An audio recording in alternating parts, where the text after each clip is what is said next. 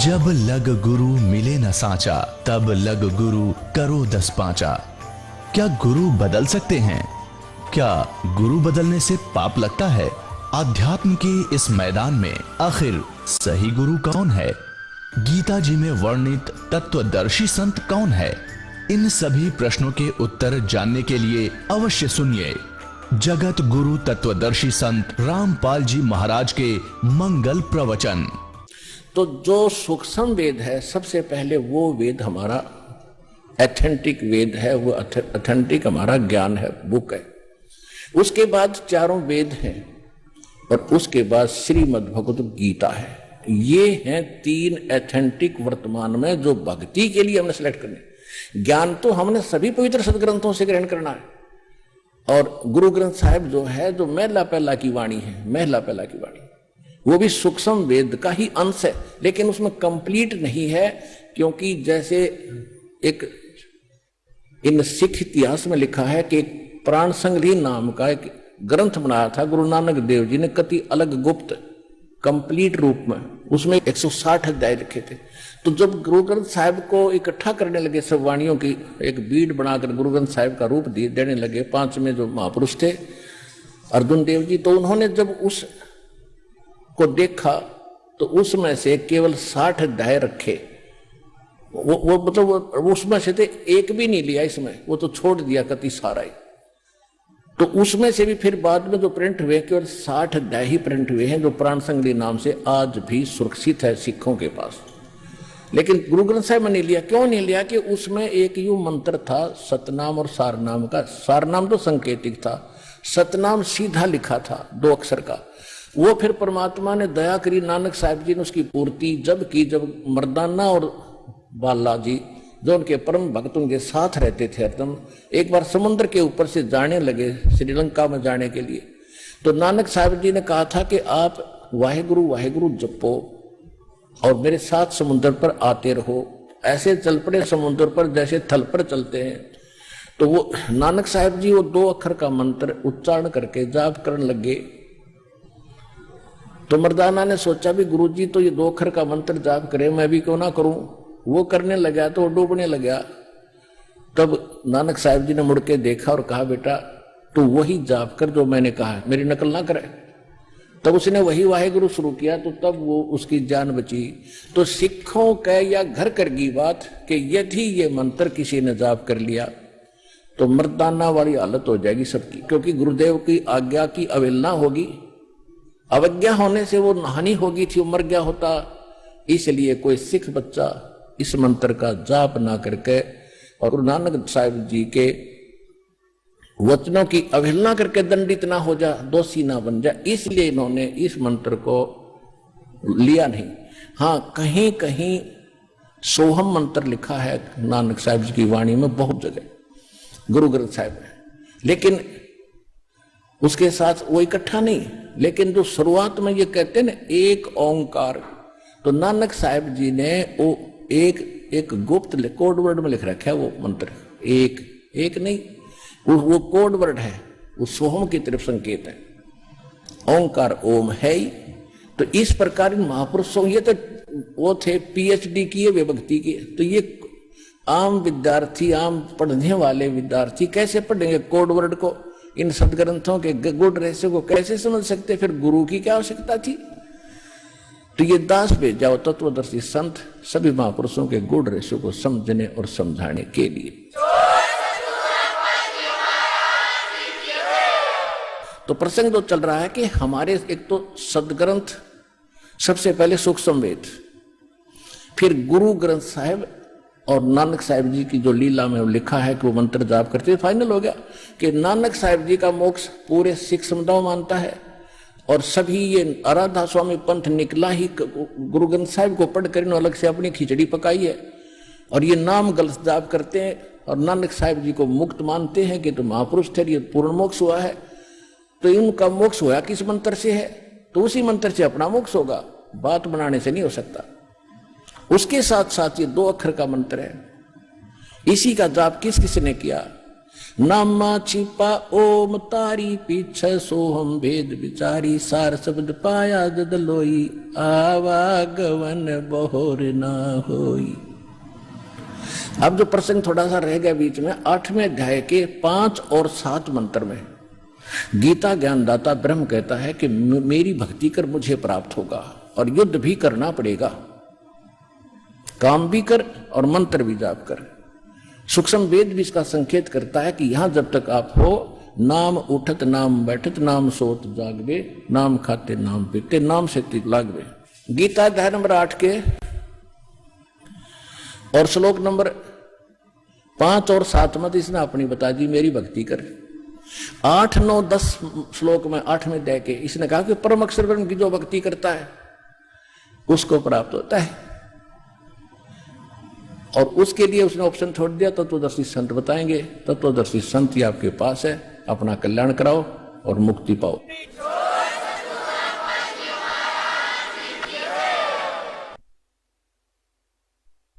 परम पिता परमात्मा पूर्ण ब्रह्म सर्व सृष्टि रचनार कबीर परमेश्वर जी की असीम रजा से आप परमेश्वर की प्यारी आत्माएं सत्संग सुनने के लिए सतलोक आश्रम बरवाला जिला हिसार हरियाणा के अंदर उपस्थित हुए, और सौभाग्य उन पुण्यात्माओं का जिनको किसी भी माध्यम से परमात्मा का ये यथार्थ ज्ञान सुनने को प्राप्त होता है, किसी डीवीडी सीडी के माध्यम से, किसी पुस्तक के माध्यम से, तो पुण्यात्माओं जब तक हम सत्संग नहीं सुनते तब तक हमें यह पता ही नहीं होता कि हम जो कर रहे हैं इसका उद्देश्य क्या है। मनुष्य जीवन जो हमें प्राप्त हुआ इसका टारगेट क्या है। सत्संग प्राप्ति से पहले हम अपने जो भी दिनचर्या को पूर्वजों से देखते हुए कर रहे थे उसी को अंतिम मान रखा था, और जहां भी हम जाते थे किसी भी मित्र के पास, रिलेटिव नाती के पास या घर गांव अड़ोस पड़ोस में, तो सभी से हमें माया इकट्ठी करने की ट्रेनिंग मिलती थी, उसी की शिक्षा प्राप्त होती थी, जिस कारण से हमने माया ही इकट्ठी करना एक टारगेट बना लिया था, जीवन का उद्देश्य मान लिया था। जीवन के मूल उद्देश्य से हम वंचित थे। आत्मा के अंदर एक विशेष कसक उसी दिन से बनी हुई है जिस दिन से ये भगवान से बिछुड़ी थी, सतलोक से। तब तो हम गलती कराए अपनी बालक बुद्धि के कारण, अनजानपने में, क्योंकि वहां हमें सुख गना था, कोई दुख नहीं था,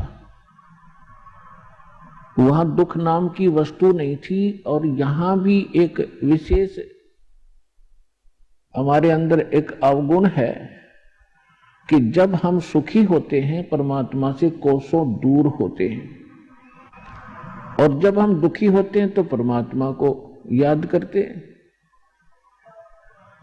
तो इस आत्मा को उसी दिन से, जिस दिन से भगवान के उस सर्वसंपन्न लोक को छोड़कर यहां काल के इस कंगाल लोक में आई है, उसी दिन से इसको अब आभास हो गया है, एहसास हो रहा है कि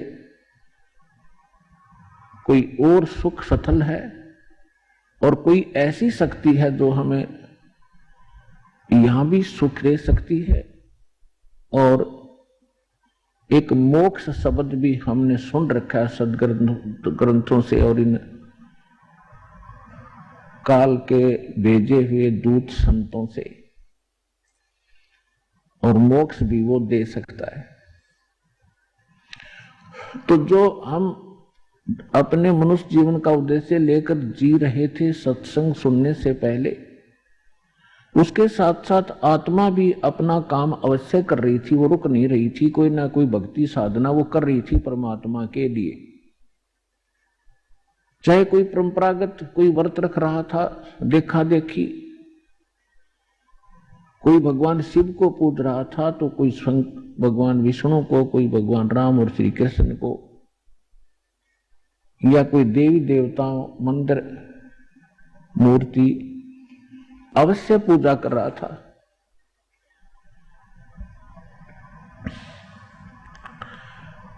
जब हमें सतगुरु मिले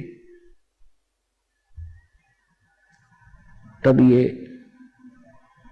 ज्ञान हुआ कि मनुष्य जीवन किस लिए प्राप्त हुआ था।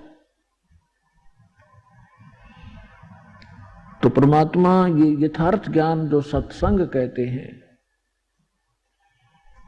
ये परमात्मा ही आकर बताता है। और परमात्मा के द्वारा दिए गए ज्ञान को सभी सदग्रंथों में कहा है कि वो ज्ञान वास्तविक है और उसको सूक्ष्म वेदवत कहते हैं। श्रीमद् भगवत गीता अध्याय नंबर 4 के श्लोक नंबर 25 से लेकर 32 तक गीता ज्ञान दाता कहता है कि कोई साधक तो देवताओं की पूजा करता है, कोई स्वाध्याय ही करता रहता है, कोई योग अभ्यास हठ योग आदि करके अपनी संतुष्टि कर लेता है और ये समझ रहा होता है कि मैं जो साधना कर रहा हूं ये पाप नाशक है। पाप नाशक मीन मोक्षदायक, पाप कटेंगे तो मोक्ष होगा। फिर तुरंत बताया है चौथे अध्याय के 32वें श्लोक में कि वास्तविक यथार्थ ज्ञान विस्तार के साथ सच्चिदानंद घन ब्रह्म की वाणी में कहा गया है। इन यज्ञों की वास्तविक जानकारी, यज्ञ माने धार्मिक अनुष्ठानों की वास्तविक जानकारी यथार्थ विस्तार के साथ ब्रह्मणे मुखे यानी सच्चिदानंद घन ब्रह्म ने, पूर्ण परमात्मा ने, सत्य पुरुष ने, परम अक्षर ब्रह्म ने अपने मुख कमल से बोलकर जो ज्ञान दिया है वो वास्तविक ज्ञान है। उसको तत्व ज्ञान, उसको सूक्ष्म वेद कहते हैं। और उस ज्ञान के समझने के बाद फिर सभी कर्मों से मुक्त हो जाएगा। चौथे अध्याय के 34वें श्लोक में कहा कि उस तत्व ज्ञान को जो भगवान आकर स्वयं बताता है, तत्वदर्शी संतों के पास जाकर समझ, वो तत्वदर्शी संत तुझे उस तत्व ज्ञान का उपदेश करेंगे। फिर जैसे वो बताएं ऐसे करना। यदि तुझे मोक्ष चाहिए और मेरे द्वारा बताए गए इस गीता ज्ञान के अंदर जो साधना मैं बताता हूं, गीता अध्याय नंबर 8 के श्लोक नंबर 13 में अपना मंत्र बताता है, ओम इति एकाक्षरम ब्रह्म व्यवहारण माम अनुसमन ये परियाति तजन देहम स याति परमाम गति। मुझ ब्रह्म का एक ओम मंत्र है, नथिंग एल्स। और अंतिम श्वास तक जो इसका सिमरण करता हुआ शरीर छोड़कर जाता है वो इस ओम से मिलने वाली परम गति को प्राप्त होता है। ओम से मिलने वाली परम गति क्या है? ब्रह्मलोक। गीता अध्याय नंबर 8 के श्लोक नंबर 16 में कहा है कि ब्रह्मलोक पर्यंत, ब्रह्मलोक तक जितने भी साधक वहां गए हैं सभी पुनरावृत्ति में हैं, उनका जन्म मृत्यु सदा बना रहता है। गीता अध्याय नंबर 4 के श्लोक नंबर 5 और 9 में ये खुद कहता है कि अर्जुन तेरे और मेरे बहुत जन्म हो चुके हैं, तू नहीं जानता मैं जानता हूं। गीता अध्याय नंबर 2 के श्लोक नंबर 12 में, गीता अध्याय नंबर 10 के श्लोक नंबर 2 में ये स्वयं कहता है कि अर्जुन मेरी उत्पत्ति को ये देवता लोग नहीं जानते क्योंकि ये मेरे से उत्पन्न हुए हैं। और ऐसा नहीं है कि तू और मैं और ये सभी जो सैनिक हैं, जनता है, पहले ना जन्मे हो, और ऐसा नहीं कि आगे फिर जन्म ना होगा। इति सिद्धम गीता ज्ञानदाता भी नाशवान है, इसकी जन्म मृत्यु होती है। इसलिए ये कहता है जो ज्ञान मैं दे रहा हूं इसके आधार से तो जन्म मृत्यु सदा बनी रहेगी। और यदि तू जन्म मृत्यु से पूर्ण मोक्ष चाहता है तो सच्चिदानंद घन ब्रह्म ने जो ज्ञान दिया है अपने मुख कमल से, वो तत्व ज्ञान सूक्ष्म वेद है। उस सूक्ष्म वेद को उन तत्वदर्शी संतों से जाकर समझ। और उसके पश्चात कहां जाएगा? गीता अध्याय नंबर 15 के श्लोक नंबर 4 में गीता अध्याय नंबर 15 के श्लोक नंबर 1 से 4 में स्पष्ट किया है, तत्वदर्शी संत की पहचान भी बताई है कि उल्टे लटके हुए संसार रूपी इस वृक्ष के सभी विभाग जो बताएगा, तना कौन है, डार कौन है, शाखा कौन है, पत्ते क्या है, सवेदवित वो तत्वदर्शी संत है। उसके पश्चात परमेश्वर के उस परम पद की खोज करनी चाहिए, जहां जाने के बाद साधक फिर लौट कर कभी संसार में नहीं आती, उनका पूर्ण मोक्ष होता है। गीता अध्याय नंबर 18 के श्लोक नंबर 62 में कहा कि अर्जुन, तू सर्वभाव से उस परमेश्वर की शरण में जा, सच्चिदानंद घन ब्रह्म की शरण में जा, उसकी कृपा से ही तू परम शांति को और सनातन परम धाम को प्राप्त होगा, जहां जाने के बाद फिर लौटकर कभी संसार में जन्म मृत्यु में नहीं आएगा। तो जो प्रसंग चल रहा है कि यथार्थ ज्ञान परमात्मा ही स्वयं आकर बताते हैं, वो परम अक्षर ब्रह्म चारों वेदों में, और चारों वेदों का निष्कर्ष श्रीमद् भगवत गीता में, इनमें इनकम्प्लीट नॉलेज है, इनकम्प्लीट स्पिरिचुअल नॉलेज है, आध्यात्मिक ज्ञान है। जैसे मैट्रिक तक का जो सिलेबस होता है वो गलत नहीं होता, लेकिन वो एमए, बीए और बीएससी में काम नहीं आता। इनकम्प्लीट है लेकिन गलत नहीं है। तो हमने पूर्ण मोक्ष के लिए उस सूक्ष्म वेद की आवश्यकता पड़ेगी। यजुर्वेद अध्याय नंबर 40 के श्लोक नंबर 10, मंत्र नंबर 10 में कहा है कि कोई तो परमात्मा को संभवात माने जन्म ले उत्पन्न होने वाला मानते हैं, जैसे श्री राम और श्री कृष्ण आदि 8-9 जितने अवतार हम मानते हैं ऐसे, और कुछ उसको असंभवात कहते हैं कि वो जन्म कभी लेता ही नहीं, निराकार है। परमात्मा कैसा है, साकार है या निराकार है, वो जन्म लेता है या नहीं लेता है, इसकी जानकारी तत्वदर्शी संत बताते हैं, उनसे सुनो। यानी वेद ज्ञान और गीता ज्ञान एक है। इसी प्रकार कुरान शरीफ के अंदर सूरत फुरकानी 25 आयत 59 से 59 में यही स्पष्ट किया है कि जिसने 6 दिन में सृष्टि रची और 7वें दिन तख्त पर जा बैठा, वो पूर्ण परमात्मा कबीर है, अल्लाह कबीर है। उसकी जानकारी किसी बाखबर से, तत्वदर्शी संत से पूछ लो। तो कुरान शरीफ का ज्ञान दाता भी उस परमात्मा के बारे में परिचित नहीं है, ऑप्शन छोड़ देता है। इसलिए कुरान शरीफ का ज्ञान भी इनकम्प्लीट है, रॉन्ग नहीं है।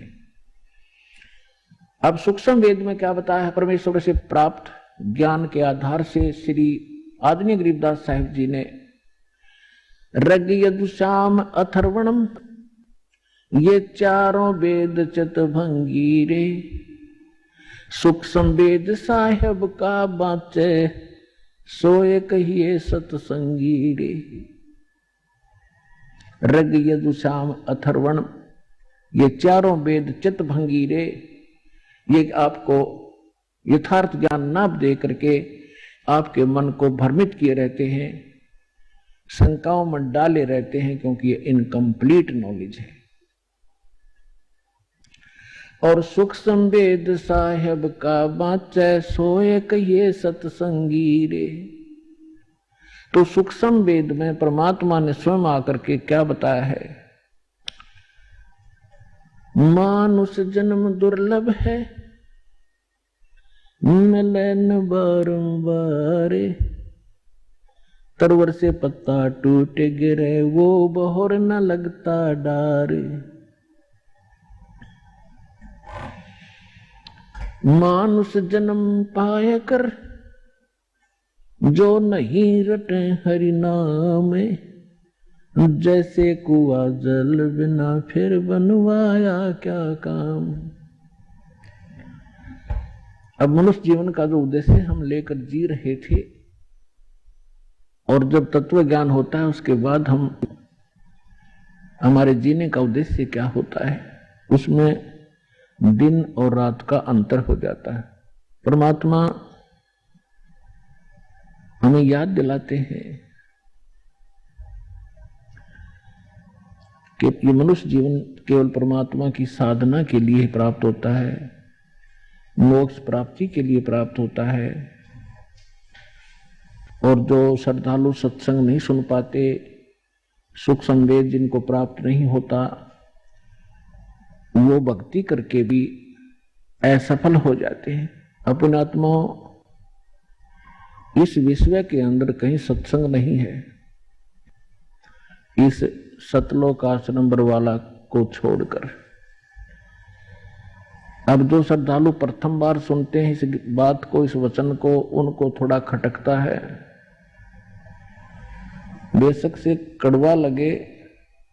इस ज्ञान को गहराई से समझोगे, फिर आपको यही दास की बातें जो आज कड़वी लगी हैं एक दिन मीठी होंगी।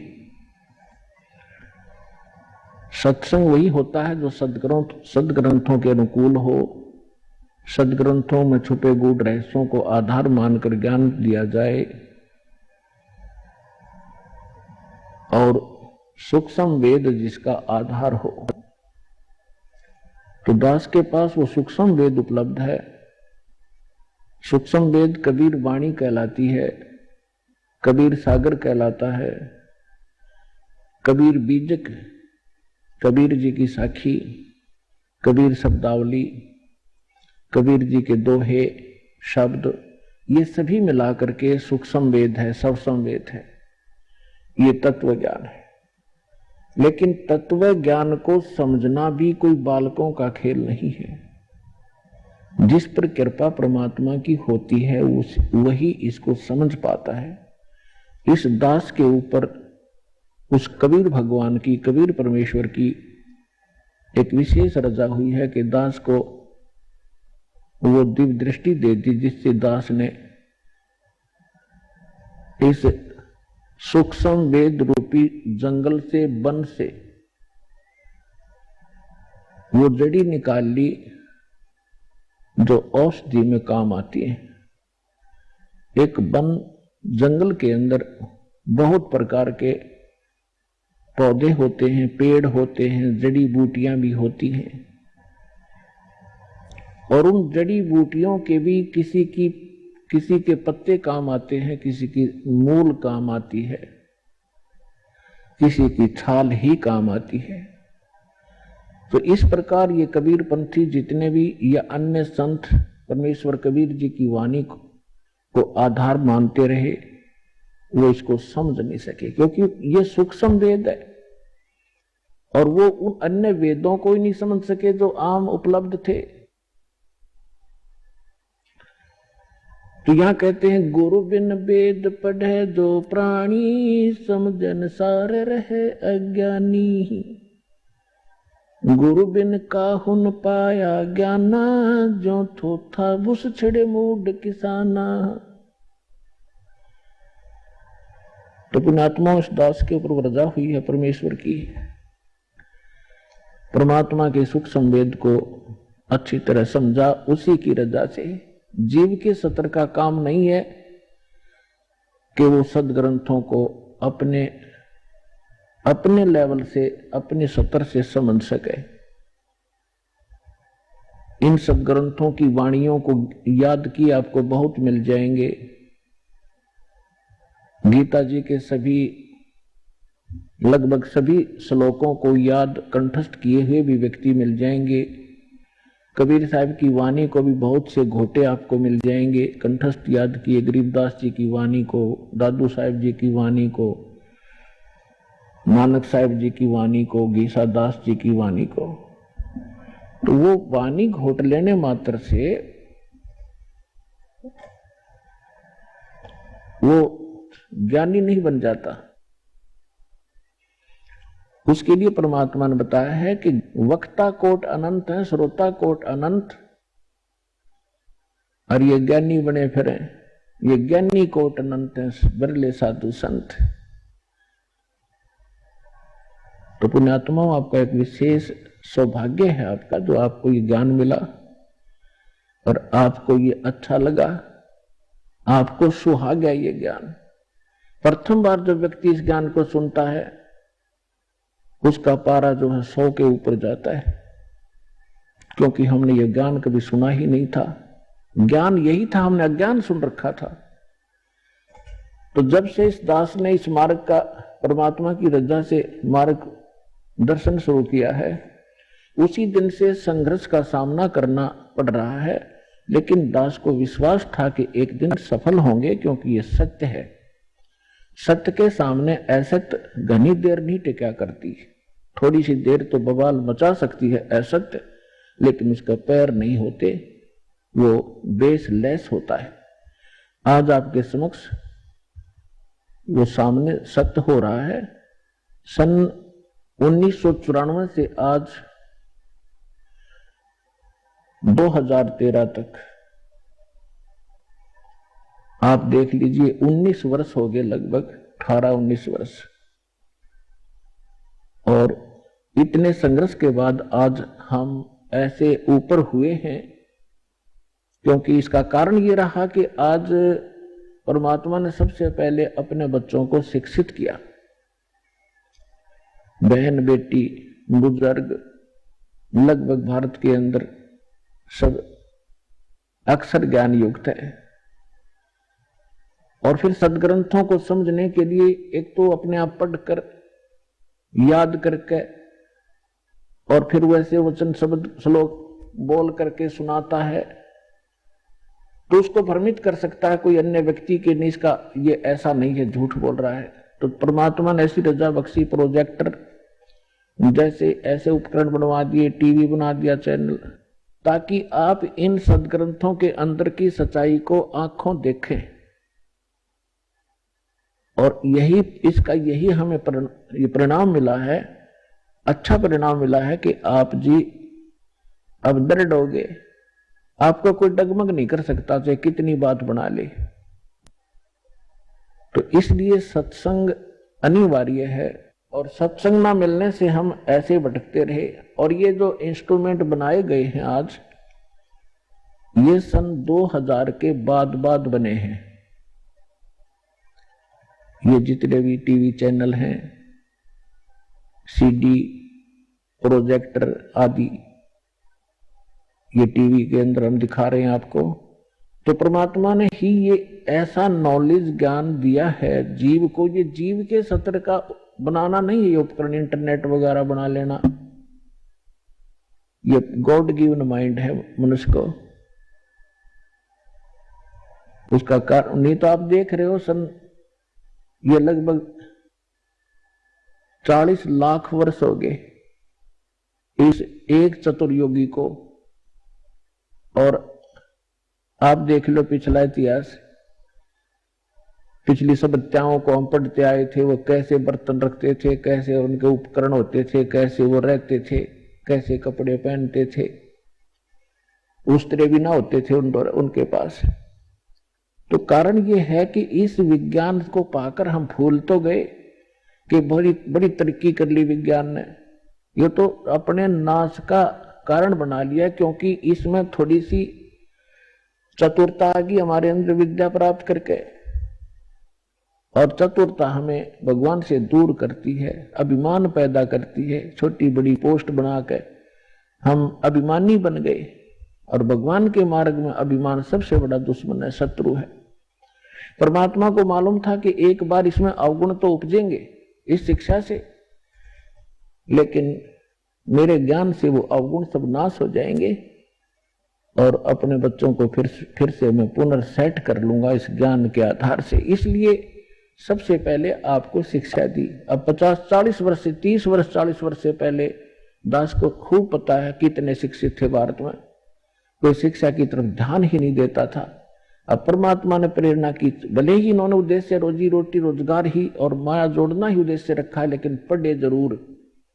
और उस पढ़ने का, उस पढ़ाई का अब आपको लाभ मिल रहा है, ये याद रखना। और कुछ दिन में आपकी ये कंसेप्ट कति क्लियर हो जाएगा, जब आप इस बात से परिचित होंगे, परमात्मा के इस मिशन से परिचित होने के उपरांत।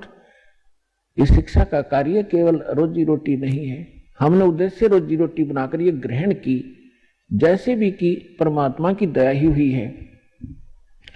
अब इसका सदुपयोग होगा परमात्मा पाने के लिए, मोक्ष कराने के लिए। तो परमात्मा ने आके बताया है कि आप इस लोक में किस लिए जी रहे हो, किस लिए रह रहे हो। क्या बताते हैं भगवान? यदि आप कोठी, बंगले, और बैंक बैलेंस बनाने के लिए ही जी रहे हो तो ये भी आपकी भारी भूल है।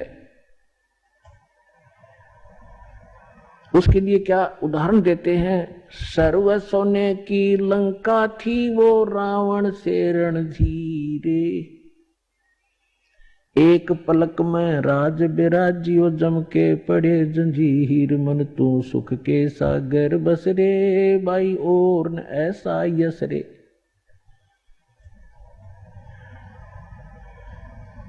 कि यदि आप एक 10-20 लाख रुपए बैंक में इकट्ठे भी कर लोगे और एक सुंदर कोठी बना भी लोगे तो के कला टूट गया, कल मृत्यु हो जाएगी, फिर अगले दिन गधा बन जाएगा, वह कोठी यहीं खड़ी रहेगी, कोई और बैठेंगे, आप पशु बनकर धक्के खा रहे होगे। तो खाक ये महिमा है। तो परमात्मा कहते हैं और न ऐसा यश रे, यश माने महिमा, बड़पन, महानता, प्रभुता। तो ये जो आप यहां ये कोठी बंगले बनाकर, लंबी लंबी गाड़ी कार लेकर खरीद कर या महिमा बनाना चाहते हो, ये आपकी महामूर्खता है। क्योंकि मनुष्य जीवन जिसको प्राप्त है वो विद्यार्थी है। ये अलग से आपको पोशाक मिली है, ड्रेस मिली है, जैसे विद्यार्थियों को अलग से पोशाक होती है। और जो ये पोशाक प्राप्त हो विद्यार्थी है, और विद्यार्थी और बाहर घूम रहा हो, कहीं ताश खेल रहा हो, कहीं शराब पी रहा हो, कहीं पिक्चर देख रहा हो, डांस कर रहा हो, तो क्या कहेंगे उसको कि मूर्ख, अपना शिक्षा ग्रहण नहीं करता, अपना जीवन नाश कर रहा है, और अंत में वो बहुत पछताता है। तो जिन भी पुण्यात्माओं, जिन भी आत्माओं को आज मानव शरीर प्राप्त है, नर या नारी का, वो महापुण्यात्मा है। उनके पिछले पुण्य नंबर इतने अच्छे हैं कि उनको परमात्मा पाने वाले इस विद्यालय में प्रवेश प्राप्त हो गया। और विद्यार्थी अपने शिक्षा काल में और बकवाद करता है, अंडरस्टूड है, वो क्या लेकर जाएगा, क्या खटेगा, वहां से अपना जीवन नाश करेगा। उन आत्माओं, आप इस मनुष्य जीवन को और इस परमात्मा के ज्ञान को सहज में मत लेना। ये किसी डूम बाट के गीत नहीं है, और यहां कोई उद्देश्य किसी, हमने अपना ये नहीं रखा है कि कोई इनकम बनाने के लिए आपको यहां बुलाया और समझाया जाता है, बैठाया जाता है। आपके ऊपर एक भयंकर संकट है जन्म और मृत्यु का, और इस जीवन के अंदर भी आपके प्रारब्ध में, आपकी किस्मत में ना जाने कितने कष्ट आपके ऊपर आने वाले हैं। उन सभी का निवारण यहां से होगा, इस कबीर भगवान से। आपको इसलिए बुलाया जाता है। ये किसी डूम भाट के गीत नहीं है। परमात्मा हमारे लिए भटक रहे थे और भटक रहे हैं। 120 वर्ष तक किसी के डले खाए, जुलाहा कवाए, धानक, और कोई कुछ कहा करता, और वो इस अनमोल ज्ञान का प्रचार किया करते थे। एक एक दिन में 1,000 जगह प्रकट होकर के परमात्मा आज के टीवियों जैसा काम किया करते थे, जिस कारण से उस परमात्मा के, उस काशी वाले कबीर दुल्हा के 64 लाख से हुए थे। लेकिन उस समय गलती हमसे यही रही कि हम शिक्षित नहीं थे। परमात्मा के शरण में आते ही हमें सुख बहुत हुआ करते थे, हमारे कष्ट निवारण होते थे, और हम 20 जगह जाकर के गुणगान किया करते थे कि परमात्मा ये बहुत बड़े महान संत हैं, इनका उपदेश लेते ही हमें बड़ा सुख हुआ। ऐसे वो दयालु हैं, क्योंकि उनसे अपने बच्चों का दुख देखा नहीं जाता, और वो कोई ना कोई कारण बनाकर कहीं ना कहीं प्रकट हो जाते थे। तो उस समय ऐसी कन्वेंस नहीं थी, ऐसा जैसे कहीं भी आज तो जैसे कोई ये कहे कि परमात्मा वहां सत्संग कर रहे थे, कहां, चूरू जिला में 1000 शहरों में, 1000 गांवों में तो प्रकट होंगे। तो उसी समय मोबाइल पे फोन कर दे कि यहां भी सत्संग हो रहा है, वहां भी सत्संग हो रहा है, वहां खड़े थे गुरुजी, वहां खड़े थे। तो एक जादूगर बनाने लग जाएंगे आज के लोग, जादूगर कहने लग जाएंगे, मानना तो दूर रहा। तो इसलिए परमात्मा ने टेलीविजन बनाए ताकि एक जगह मेरा दास मेरी महिमा गावेगा और करोड़ों जगह जा करके वो ज्ञान सुनावेगा, टीवी के माध्यम से सबको पता लग जाएगा। तो उस समय परमात्मा आए थे, हमारे लिए भटक रहे थे, हम दुखी थे, हमें सुखी किया, प्रथम मंत्र देकर हमें इतना धनी बना दिया कि अभी तक आप मनुष्य जीवन प्राप्त करते हुए आ रहे हो, सन 1398 से आज तक। और मनुष्य का जीवन दो प्रकार से प्राप्त होता है, एक तो टर्न वाइज होता है, जो 83 लाख योनियों का दुख भोग कर उसको एक मनुष्य जीवन तो मिलता ही मिलता है। और दूसरी प्रकार का ये होता है जैसा कि पिछले जन्मांतरों के शुभ संस्कारों से लगातार 10, 20, 50 जन्म भी मनुष्य के हो जाते हैं, और यदि उन मनुष्य जीवन में कोई संत और सतगुरु नहीं मिले तो फिर वो प्राणी 84 लाख योनियों के उस कष्ट में चला जाता है, उस चक्कर में गिर जाता है। तो आपके ऊपर 600 वर्ष पहले परमात्मा मेहर कर गए थे, आप वही आत्माएं हैं। देखो कौन कहां से आ रहा है, हरियाणा हमारे सबसे निकट है, इसके अंदर हम रह रहे हैं, यहाँ के लोग कितने आ रहे हैं और बाहर से कितने बच्चे आ रहे हैं परमात्मा के। तो जहां जहां भी वो पुण्यात्मा जो 64 लाख सन 1398 से सन 1518 तक परमात्मा के संपर्क में आए, उनको आशीर्वाद प्राप्त हुआ, तो वो बैटरी चार्ज कर गए आपकी। तो वही बैटरी चार्ज आज तक काम कर रही है कि आपके अंदर परमात्मा की तड़प भी है, आप रह नहीं सकते भगवान के बिना। कोई कुछ साधना कर रहा था, कोई किसी संत के फंसा हुआ था, कोई कहीं गया हुआ था। तो वही बच्चे जो जहां जहां भी जन्मे वो तो पहले आएंगे ही आएंगे, 64 लाख तो आने ही आने हैं। उसके बाद अब परमात्मा का आदेश है, वचन है कि जितने भी जीव हैं और जिनको मानव शरीर प्राप्त होता रहेगा, वो इस तत्व ज्ञान से और सत नाम से परिचित होकर के, ज्ञान प्राप्त करके, नाम लेकर के वो सभी मुक्त होंगे। अब वो फिक्स समय जो था वो आया हुआ है।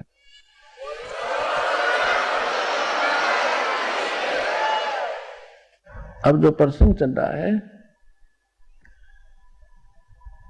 कि आप विद्यार्थी हैं सभी, और विद्यार्थी भी कई दो सत्र के होते हैं। एक तो थोड़े से ज्ञान में टीचर की बात को समझकर बहुत अच्छी तरह अपना कार्य प्रारंभ कर देते हैं। कुछ विद्यार्थी ऐसे होते हैं जिसको कुछ अधिक मेहनत की आवश्यकता होती है।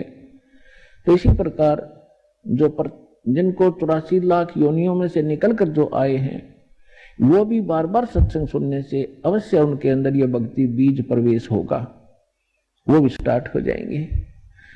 तो पुण्यात्माओं,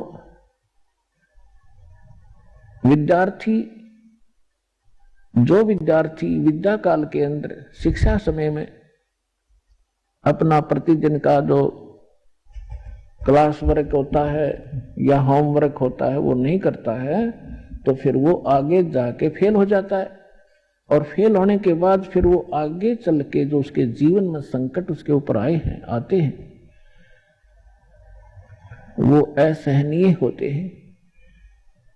ये दास जूनियर इंजीनियर की पोस्ट पे हरियाणा सरकार के अंदर कार्यरत था। वहां हमारा भी कार्य हो रहा था नहर का, और साथ में रोड भी बन रहा था। सड़क के ऊपर कुछ मजदूर काम कर रहे थे और उनका एक्सीडेंट आ गया अपनी जीप में बैठ के इंस्पेक्शन के लिए। उसके चले जाने के बाद एक व्यक्ति वहां खड़ा हुआ कह रहा था, जो मजदूर था, कि ये जो एक्सीडेंट है इसका ये नाम है, ये उस गांव का रहने वाला है और ये मेरा सहपाठी था, हम इतने समय तक इकट्ठे पढ़े थे। मेरे कर्म फूट गए, मेरे भाग फूट गए, मैं आगे पढ़ा नहीं, मैंने बकवाद करी और ये शिक्षा प्राप्त करके आज एक्सीडेंट बन गया, गाड़ी में चलता है और मेरे बच्चे भी यहाँ रेत में पड़े हुए हैं। तो यहां परमात्मा कहते हैं, आछे दिन पीछे गए, गुरु से किया ना हेत, अब पछतावा क्या करे, यह चिड़िया चुगी खेत। तो पुण्यात्माओं, जो इस मनुष्य जीवन को प्राप्त करके और भक्ति नहीं करेंगे, बुराइयों से नहीं बचेंगे, तो वो ऐसे पछताएंगे। नेक्स्ट जीवन उनका कुत्ते गधे सुअर का होगा। आपने देखा होगा गली में कुत्ते रात्रि में ऊपर को मुंह करके रोते हैं। आत्मा तो वही है जो अफलातून पा करी थी, भगवान भक्ति करीडी माया जोड़ में लगे रहे, महल के बाहर खड़ा गली में पड़ा हुआ रो रहा है, ऊपर से वर्षा हो रही है, ओले आ जाते हैं, शीत लहर चल रही होती है, और वहां गेंडली मार के इकट्ठा हुआ किसी गाड़ी के नीचे टाइम पास कर रहा है। जब मनुष्य शरीर था तो उसने कभी सपने में भी ना सोचा होगा कि ऐसी आपत आवेगी। तो पुण्यात्माओं परमात्मा बताते हैं, और परमात्मा से परिचित जो संत वो हमें शिक्षा देते हैं। मानुष जन्म दुर्लभ है, ये मिले न बारंबार, तरवर से पत्ता टूट गिरे वो बहोर न लगता डारे। वो पृथ्वी पति चकवे गए, जिनके चक्र चलनते, रावण सरीखे कौन गण, ऐसे गए अनंते। परमात्मा की भक्ति जिन्होंने नहीं की, अपने संस्कार से चाहे सारी पृथ्वी का शासक भी बन गया, अंत समय में उसको क्या लाभ हुआ? 84 लाख योनियों में कहीं कुत्ता गधा सुअर की योनि में अपना कष्ट भोग रहा होता है। राम नाम रटते रहो, राम नाम रटते रहो, जब तक घट में प्राण, कभू तो दीन दयाल के बनक पड़ेगी कान।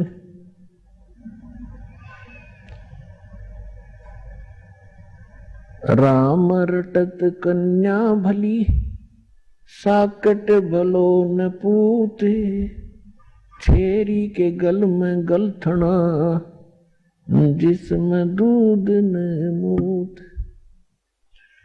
राम रटत दारिद्र भलो, टूटी घर की छान, वो सुंदर महल किस काम के, जहां भक्ति नहीं भगवान।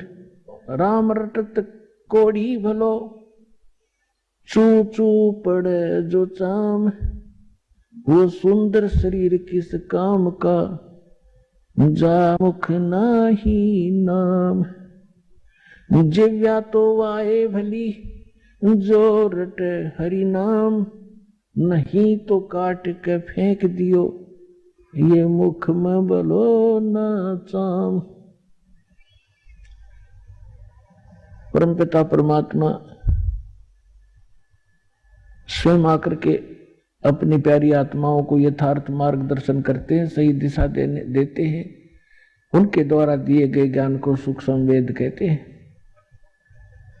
और सूक्ष्म वेद में परमात्मा हमें बता रहे हैं कि यहाँ के जो सुख आप देख कर इसी में सीमित हो गए, ये गलत है। ठीक है, संस्कार वश आपके परिवार है, आप परिवार पोषण के लिए भी कार्य करते रहो, लेकिन भगवान के इस नाम को, इस भक्ति को, इसको साथ रखो। ये आपके इस संस्कारों को सुलझाने में आपको बहुत मदद करेगी। जैसे पहले हाथ से आटा पीसते थे, हाथ से पशुओं का चारा काटते थे, हाथ से पंखा करते रहते थे हवा प्राप्त करने के लिए, और भी बहुत से साधन जो, तो अब वो ही कार्य पावर से होते हैं, जो उसका कनेक्शन ले लेते हैं बिजली से। अब वो कितने आसान हो गए, 1 घंटे में मनमाना 2 टोकरे सानी नहीं, वो चारा नहीं कटे आदमी पर, जो बढ़िया मशीन आ गई थी वो हाथ से चलाने वाली, और 1 घंटे में ढेर से ढेर लगा दे, बिजली का कनेक्शन मिल जाए, पावर से वो काम कट कट कट कट ढेर लगा देता है। इसी प्रकार हाथ से पीसने से 2 घंटे में 2 किलो आटा नहीं पूरा होता था, अब 2 घंटे में भर दे 2 बोरी, आज चाकी पावर से चलने वाली, तो कहने का भाव यह है कि आप जी जो कार्य कर रहे थे वो आपका केवल संस्कार मिल रहा था आपको। अब परमात्मा की पावर आपके साथ होगी तो फिर पावर से काम होंगे आपके, कबीर भगवान वाली शक्ति थे, फिर देखना कितने आसान हो जाएंगे। तो हमें ये साथ रखना था, लेकिन हमने साथ रखा, लेकिन वो कनेक्शन ठीक नहीं था, वो पावर पूरी नहीं थी जो हमारे काम कर सके थी। जैसे हम अन्य देवताओं की पूजा करते थे तो उनकी आप बैटरी कुछ सीमित सीमा की होती थी और उनसे हमारे सब काम नहीं हो पाए थे। और उन्होंने भी एक नियम बना रखा है कि जो जैसे कर्म करेगा उतना ही फल मिलेगा। किसी के प्रारब्ध में कोई भी दुख है तो वो देवता यहां तक कि ब्रह्म तक और ये जो परब्रह्म जिसको कहते हैं अक्षर पुरुष तक, ये आपके प्रारब्ध में, आपके किस्मत में पूर्व निर्धारित जो संस्कार हैं उनमें कोई परिवर्तन नहीं कर सकते। मासा घटे न तिल बधे, विद ना लिखे जो लेख, सच्चा सतगुरु मेट कर ऊपर मारे मेख। तो पुण्यात्माओं, जब पूर्ण परमात्मा का नुमाइंदा, उसका कृपा पात्र संत या स्वयं मालिक आते हैं, 600 वर्ष पहले स्वयं परमात्मा आए थे और उसमें कोई ऐसा प्रचार प्रसार का साधन नहीं था जैसा आजकल उपलब्ध है। आज तो कोई भी लल्लू पंदू जिसको मीडिया में टाइम मिल जाता है टीवी के ऊपर बोलने का समय, वे 1 लाख 2 लाख न मूर्ख बना ले, क्योंकि जिज्ञासु उसको संत जानकर उसके पीछे लग लेते हैं। और उस समय 64 लाख शेष परमात्मा के हुए थे, वो कोई ज्ञान से नहीं। ज्ञान तो परमात्मा ये वाणी बोलते ही थे जो आत्मा को खींचती है, लेकिन उनको सुख दिए थे। वो दुखी देख नहीं सकता अपनी प्यारी आत्माओं का, वो परमात्मा है, दयालु है। तो वो क्या बताते हैं, तो उसके लिए बताया है कि मासा घटे न तिल बधे, विद ना लिखे जो लेख, और सच्चा सतगुरु मेट कर ऊपर मारे मेख। अब सच्चा सतगुरु कहा है गरीबदास जी ने कि जैसे गुरु, वैसे गुरु शब्द पर्याप्त है। गुरु का अर्थ होता है मार्गदर्शक, लेकिन ये नकली गुरु हो गए, इसलिए सतगुरु कहा। अब कलयुग में सतगुरु भी नरे हो गए, जैसे राधा स्वामी, धन सतगुरु, ये सारे अपने आप को सतगुरु बोल रहे हैं और कक का पता नहीं है भी अध्यात्म मार्ग का। तो इसलिए सच्चा सतगुरु कहा। काल ने उलझाने में कसर नहीं छोड़ रखी अध्यात्म ज्ञान को। कबीर साहब कहते 9 मन सूत उलझिया, ये ऋषि रहे जखमार, और सतगुरु ऐसा सुलझा दे उलझा ना दूजी बार। तो वैसा सुलझा दिया पुण्यात्माओं। इस कलयुग में यो अध्यात्म ज्ञान नहीं उलझेगा, चाहे कोई सर पटक लियो, भक्ति करियो चाहे ना करियो, वो अलग बात है। अब क्या कहते हैं कि मासा घटे न तिल बधे, किसी भी साधना से आपके प्रारब्ध के अंदर, आपकी किस्मत में जो लिखे हुए आपके संस्कार हैं, जो आपके ऊपर कष्ट आने हैं, मृत्यु होनी है, वो बदल नहीं सकते। लेकिन पूर्ण संत, उस कबीर परमात्मा का सच्चा नुमाइंदा, उसको खत्म करके, मिटा करके ऊपर मेख मार देना, यानी फॉर एवर दोबारा पनप नहीं सकते। मेख मारन का अर्थ ही होता है। अब आपको उस परम पिता परमात्मा कबीर जी से प्राप्त इस सत भक्ति से जो लाभ हुए हैं, कुछ पुण्यात्माओं का अनुभव आपके सामने रूबरू करते हैं, वो सुनिएगा। सत सही, अभी आपने परमात्मा से प्राप्त राहत उन श्रद्धालुओं के मुख कमल से सुनी। पुण्यात्माओं, आप भी अध्यात्म मार्ग के अंदर बिल्कुल बच्चे हो, जिसमें आप इस ज्ञान से परिपूर्ण हो जाओगे, उसमें आपको जो भी आप कोठी, बंगले, कार, बैंक बैलेंस और यहाँ की जो संपत्ति एकत्रित करने में जो समय व्यर्थ करते हो, ये ऐसा लगेगा जैसे बालक छोटे छोटे बच्चे खिलौनों से खेला करते हैं। जिस प्रकार परमात्मा अपनी वाणी में कहते हैं, होले सुहागण सुरता त्यारे, मालिक घर जाना है हेतु तो। होले सुहागण सुरता त्यारे, मालिक घर जाना है। नाले दोले ओढ़ पैर लेकर 16 श्रृंगार, नाले दोले ओढ़ पैर लेकर 16 श्रृंगार। आज नहीं तय तड़के परसों आवेंगे तेरे लड़ियारे, मालिक घर जाना है हेतु तो। होले सुहागण सुरता त्यारे, मालिक घर जाना है।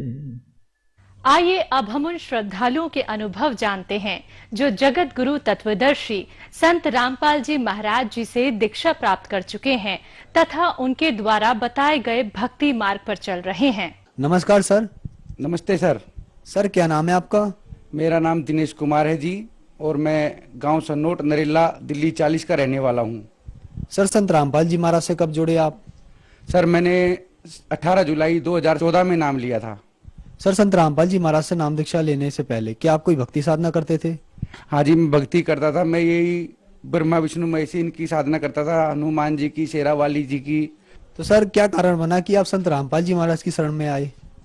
सर मैं इनकी पूजा कर करके इतना बेकार हो लिया था कि बिल्कुल कि पागल जैसा हो गया था। मेरे काम धंधे बिल्कुल छूट गए थे, कोई काम नहीं था, कोई भी मजदूरी भी नहीं मिलती थी। तो मैं बहुत ही परेशान हो गया था, बिल्कुल पागलों की तरह मेरा हाल हो गया था।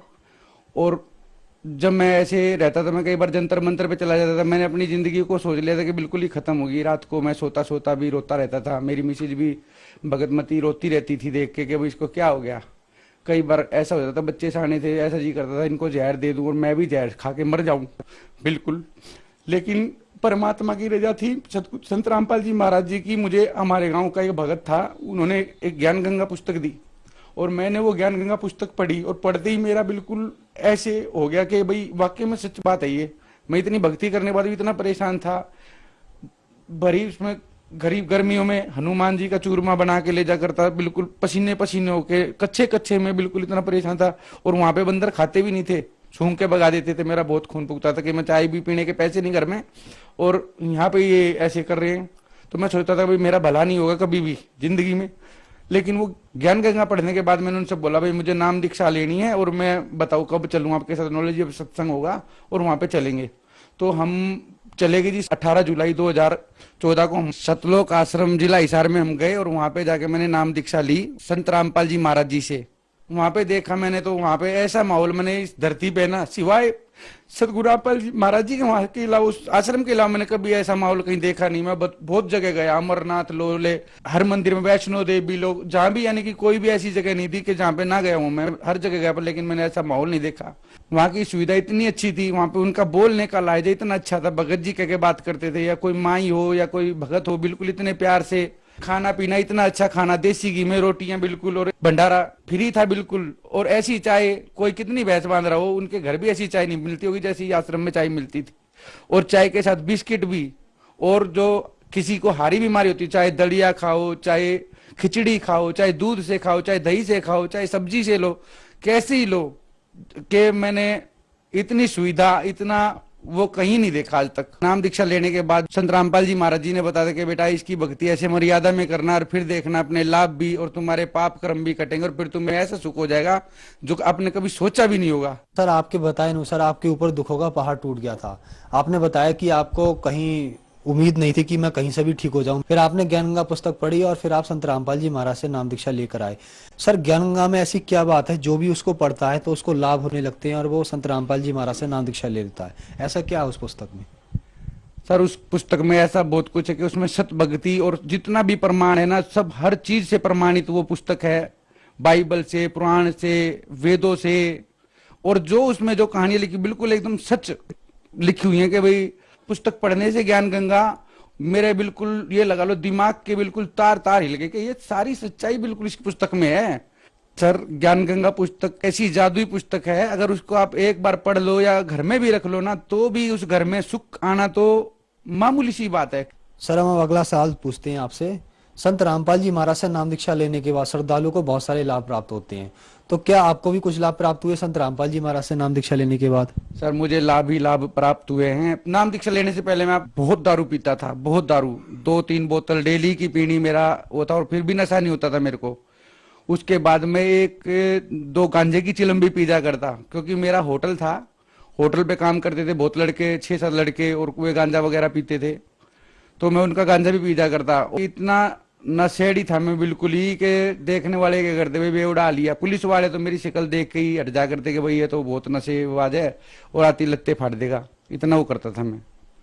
और ये लाभ ही हुआ परमात्मा की रजा से, दारू छुटी मेरी। उसके बाद काम धंधा मेरा बिल्कुल बर्बाद हो गया था, दारू से होटल वाटल सब तुड़वा दिए थे पुलिस वालों ने। उसके बाद भूखे मरने की नौबत आ गई थी बिल्कुल ही, और ऐसा हाल हो गया था जी कि चाय पीने के भी पैसे नहीं करते। मेरी मिसिज वो काम करती थी फैक्ट्री में और मैं घर पे रहता था, वो मेरे से कभी ये भी नहीं कहती थी कि भाई तू काम कर ले। उसको पता थी इसकी दिमाग की हालत बिल्कुल ऐसी हो गई है पागलों जैसी, कभी कुछ घर से निकल जाए। मैंने बोल भी दिया था अपने घर वालों को कि मैं घर छोड़ के जाऊंगा, कहीं हिमालय वगैरह पे चला जाऊंगा, क्योंकि मैंने यही सुना था भाई हिमालय पे चले जाओ भाई, वहां पे नुपाप कर्म कटते वगैरह होता है, ये होता है। तो मैंने बोल दिया था अपने मम्मी पापा को भी, सबको, कि मैं हिमालय पे जाऊंगा, मैं यहाँ से घर छोड़ के जाऊंगा। तो यही परेशान रह करते कि भाई ये कभी चला जाए। 3 बच्चे, तीनों बच्चे बड़े हो रहे थे। लड़की 11वीं में थी, लड़का 12वीं पास किया हुआ था, और मैं इतना परेशान, मगर काम धंधा है नहीं, जवान बच्चों के कहां से इनकी शादी होगी, कहां से क्या होगा। मैं इतना तंगी से गुजर रहा था बहुत ज्यादा, कि रोज की ये सोचता था कि आज इन बच्चों को जहर दे दूं और खुद भी खा लूं, क्योंकि हमें पता है कि हमने जिससे भी हेल्प मांगी किसी ने कोई हेल्प नहीं करी। लेकिन परमात्मा की ऐसी रजा, मेरे नाम लेने के बाद इतना खुशियों से मेरा घर भर दिया परमात्मा ने। लड़की भी बेचारी पढ़ाई घर हो गई, लड़का भी की भी रमणी होगी, एक लड़का बचा हुआ है वो भी। और मैं तो इतना नशेड़ी था भगत जी कि मैं जब दारू पीता था ना, अपने बच्चों को भी बिठा ले करता साथ में, उनसे पूछ ले करता मैं, भाई तू कितनी पिएगा, तू कितनी पिएगा, और तब मैं उतनी मंगा के पीते थे बैठ के। तो भगत जी मैं इतना नशा करता था, तो वो सारा नशा मेरा परमात्मा की मात्र किताब पढ़ने से ही छूट गया। क्योंकि उस किताब में लिखा हुआ था कि भाई जो बीड़ी पीते हैं और ये दारू पीते हैं उनको ऐसे ऐसे कुत्ते के जन्म होते हैं, सूअर के जन्म होते हैं। तो मैं अपनी पैड़ी पे बैठ रहता था, तो जब मैं किताब पढ़ता था ना, वो किताब की बात में देखता कुत्ते नाली के वहां पे पैर रख के और मुंह दे के पानी पी रहे हैं, तो मेरे परमात्मा की बातें याद आती कि भाई ऐसा जन्म होगा। तो मैंने जब भी बीड़ी वगैरह भी तोड़ के भगा दी थी, 3 बंडल बीड़ी के पीजा करता मैं डेली के। और दारू वारू, उस दिन से मैंने कभी दारू नहीं पी। जिस दिन भी परमात्मा की शरण में गया, नाम लेते ही, और उस दिन से ही संत रामपाल जी महाराज जी की कृपा से मेरा सारा नशा वगैरह सब छूट गया, और हमारा घर पूरा परिवार सुख शांति में आ गया। और अब मेरा काम भी खुल गया ना, तो मैं बिल्कुल बेकार था, काम भी मैं फोटोग्राफी करता हूँ। सर, संत रामपाल जी महाराज से नाम दीक्षा लेने के बाद आपको बहुत सारे लाभ प्राप्त हुए। आपने बताया कि आप बहुत ज्यादा ड्रिंक करते थे, बीड़ी पीते थे, गांजा तक पीते थे। आपका ये सब संत रामपाल जी महाराज की कृपा से ठीक हुआ। तो जो लोग आज भी नशा करते हैं, वो उन्हें कहीं कोई उम्मीद की किरण नहीं दिख रही है, उनके लिए आप क्या कहना चाहेंगे?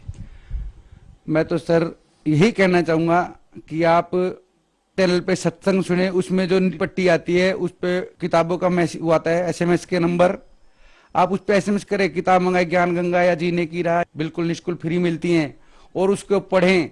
संत रामपाल जी महाराज जी से नाम दीक्षा लेने के बाद सभी नशे, कोई भी ऐसा काम नहीं होगा जो कि हम गैर कानूनी हो, सारे काम छूट जाए, नशे भी, दारूबाज के, कोई वैसे भी, और काम धंधा भी मिल जाएगा। परमात्मा की जैसे 2 रोटी का बढ़िया वो हो जाता है, और सत भक्ति मिलती है। धन्यवाद सर।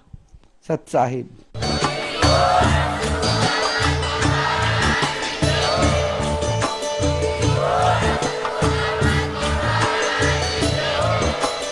आप सुन रहे थे जगत गुरु तत्वदर्शी संत रामपाल जी महाराज जी के मंगल प्रवचन। अधिक जानकारी के लिए विजिट कीजिए हमारी वेबसाइट www.jagatgururampalji.org। संत रामपाल जी महाराज जी के शुभ आशीर्वाद से पूरे विश्व भर में 500 से भी ज्यादा नाम दीक्षा केंद्र हैं, जिन पर संत रामपाल जी महाराज जी द्वारा ऑनलाइन निःशुल्क नाम दीक्षा दी जा रही है। अपने नजदीकी नाम दीक्षा केंद्र का पता करने के लिए